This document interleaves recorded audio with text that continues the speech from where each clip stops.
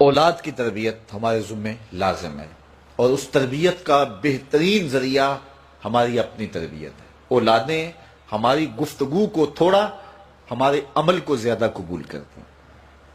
آج لوگ ہمارے پاس آتے ہیں، جی ہمارا بچہ نماز نہیں پڑھتا، چلو ہم نہیں پڑھتے یہ تو پڑھے، تو میں کہتا ہوں یہ کیوں پڑھے؟ جب تم مصلی بچھاؤ گے تو یہ بھی بچھائے گا۔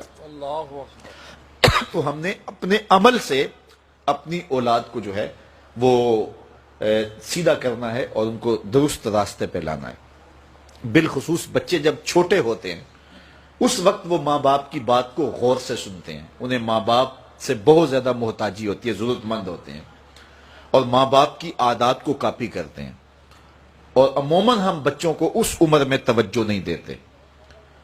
4 سال سے لے کر کے 8-9 سال تک کی عمر کا بچہ انتہائی توجہ کا مستحق ہے کہ ماں بھی توجہ دے، باپ بھی توجہ دے۔ اس کے بعد پھر آہستہ آہستہ وہ مانوس ہونے لگتا ہے اپنے دوستوں سے، اور بالخصوص 12-13 سال کے بعد وہ مانوس ہو جاتا ہے اپنے دوستوں سے۔ پھر اس نے جو سیکھنا ہے وہ دوستوں سے سیکھتا ہے۔ اگر دوست اچھے ہوں گے وہ اچھائیاں سیکھ جائے گا، اگر دوست برے ہوں گے تو وہ برائیاں سیکھ جائے گا۔ اس وقت ہم پریشان ہوتے ہیں کہ ہماری اولاد ہمارے پاس بیٹھتی نہیں ہے۔ اصل اس کی اب بیٹھنے کی عمر نہیں رہی، چونکہ وہ تمہارے ہم عمر نہیں ہے کہ تمہارے ساتھ بیٹھیں، اور اب وہ بچے بھی نہیں رہے، تو وہ اپنی ہم عمر نسل کو تلاش کریں گے۔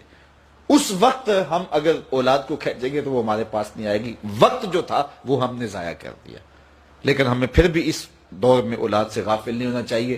ہمیں ایک تو کوشش کرنی چاہیے کہ اچھے لوگوں کی دوستی ان بچوں کے ساتھ جو ہے وہ پیدا کرنے کی کوشش کریں۔ المرء علی دین خلیلہ فلینظر احدکم من یخالل۔ رسول اللہ صلی اللہ علیہ وسلم نے ارشاد فرمایا ہر شخص اپنے دوست کے دین پہ ہوتا ہے، تو جب وہ دوستی لگانے لگے تو دیکھے کہ وہ دوستی کس سے لگا رہا ہے۔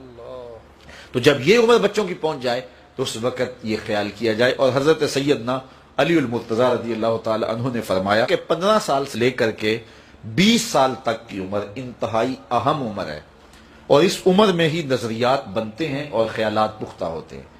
تو جس نے اس عمر کو سنبھال لیا اس نے اپنی زندگی سنوار لی، اور جس کی یہ عمر بگڑ گئی اس کا سب کچھ بگڑ گیا۔